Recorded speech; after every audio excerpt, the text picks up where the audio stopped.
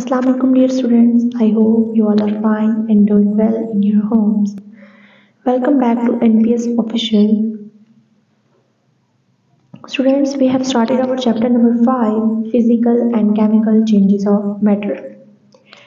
In our last video, we have studied the physical changes in everyday life and today we will study chemical changes in everyday life. कि किस तरह हमारी daily life के अंदर chemical changes हो रहे हैं. If you look around, you will see leaves of plants, branches, vegetables, fruits, papers, pieces of wood. These are being decomposed gradually. देखिए यहाँ पर देखिए क्या देखते हैं, पत्ते हैं, शाखें हैं, फल, फूल, पेपर, वुड सब कुछ है, लेकिन आहिस्ता आहिस्ता ये क्या हो जाता है, डिकम्पोज हो जाता है. You must have seen rusted iron gates, doors, windows and other things. Rusted किसको कहते हैं बेटा, जंग लगा हो, जिस चीज को क्या लगा हो, जंग लग चुका होता है ना, आयरन को जैसे लोहे को लगता है जंग, उसको कहते हैं रस्टेड. हम देखते हैं कि जो दरवाजों पे जंग लग गया तो वो कैसे लग जाता है, खुद खुद लग जाता है. Have you ever thought why this happens? क्या आपने कभी सोचा है कि ये सब कुछ क्यों होता है? मतलब आपके घर का दरवाजा बिल्कुल ठीक है, उस पर एकदम से जंग कहाँ से आ गया, क्या आपने कभी नहीं सोचा? Chemical changes in matter. In chemical change, both appearance and composition of substance matter changes. Chemical change में क्या होता है कि ये कंपोजिशन जिस चीज़ की यानी जिस चीज़ से मिलकर बनी होती है और अपीयरेंस यानी उसकी फिजिकल भी चेंजेस आते हैं. जैसे कि सबसे पहले जो हम प्रोसेस रीड करेंगे आज वो होगा डिकेइंग, किसी चीज़ का डिके कर जाना, ठीक है, ख़त्म हो जाना. The remains of dead organisms and waste matter disappear gradually through decomposition. How does this happen?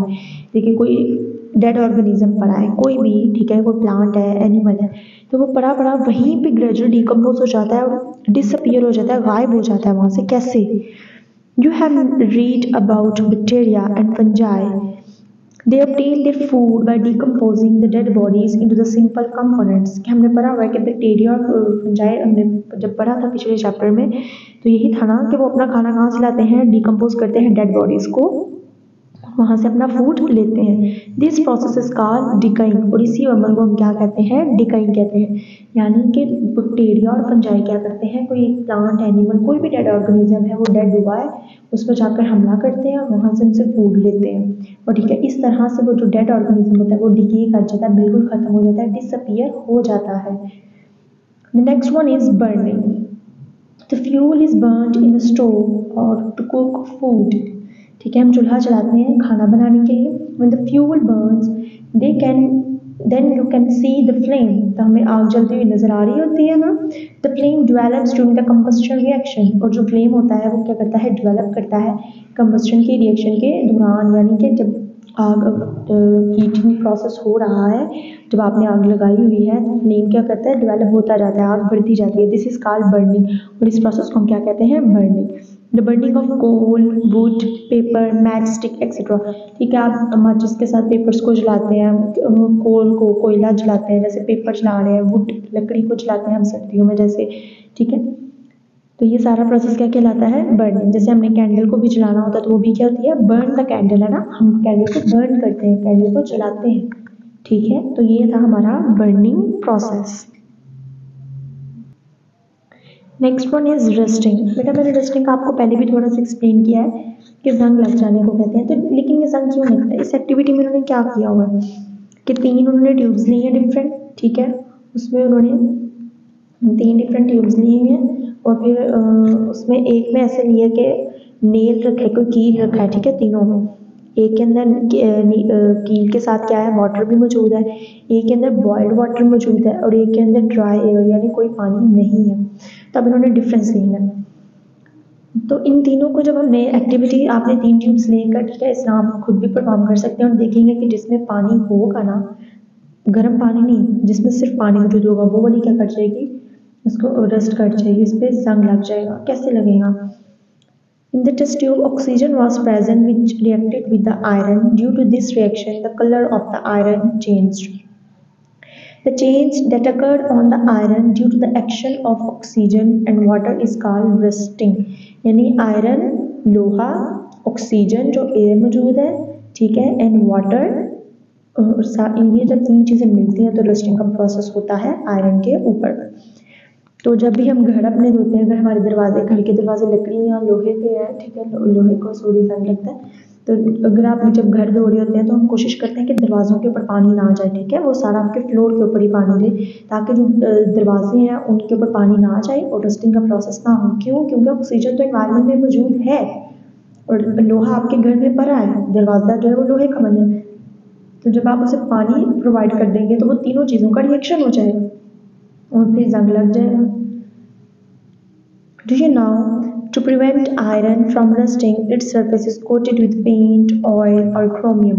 इसी वजह से हम दरवाज़ों के ऊपर पेंट करते हैं, ठीक है, और क्रोमियम वगैरह की शीट्स यूज़ करते हैं ताकि हम उन्हें रस्टिंग के प्रोसेस से बचा सकें।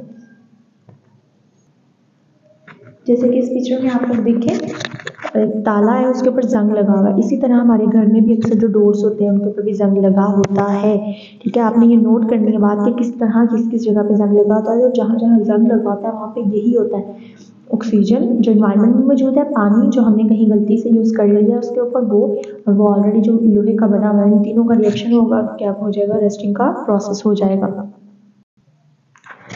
Difference between physical and chemical changes. We have already read that there are two types of changes, physical changes and chemical changes, जैसे कि हमने स्टार्टिंग में पढ़ा था। If during a change of any material, if no new material is formed with the different properties, then such change is called physical change। यानी देखिए, आपने कोई एक चीज़ ली, उसके ऊपर आपने कुछ चेंजेस किए, लेकिन उसकी फिजिकल और उसकी वजह से कोई नई चीज़ ना बनी, तो वो क्या कहलाएगी, फिजिकल चेंज कहलाएगी, कि सिर्फ उसकी अपीयरेंस में चेंज हुआ है, कोई नई चीज़ नहीं बनी है। The physical change can be reversed, such as on heating the solid wax becomes liquid but remains a wax, on cooling the liquid wax becomes solid but remains a wax। यानी कि interconvertible होते हैं, solid liquid में, liquid solid में change हो सकता है। A change in which a new material with different properties is formed is called a chemical change। यानी अब हमने कोई ऐसा रिएक्शन करवाया है कि एक चीज़ से दूसरी चीज़ बन गई है, न्यू चीज़ बन गई है, तो वो क्या कहलाएगी, chemical change. The burning of the paper is a chemical change as ash is formed in the process and chemical change cannot be reversed। जैसे हमने बात की कि फिजिकल चेंज होता है वो रिवर्स हो सकता है, सॉलिड लिक्विड में, लिक्विड सॉलिड में हो सकता है कन्वर्ट, लेकिन केमिकल चेंज होता है वो रिवर्स नहीं होता है। जैसे कि वो एग्जांपल उन्होंने दी है, the burning of the paper, कि जिस तरह से आप एक पेपर को आग लगाते हैं, ठीक है, कोई पेपर लेकर उसको आग लगाएं तो क्या बन जाती है, राख सी बन जाती है, उसको कहते हैं ash, ash is formed. So yes students, today we have completed our chapter number 5, physical and chemical changes of matter. Inshallah, in our next video we will start our chapter number 6. Till then, take care. Allah Hafiz.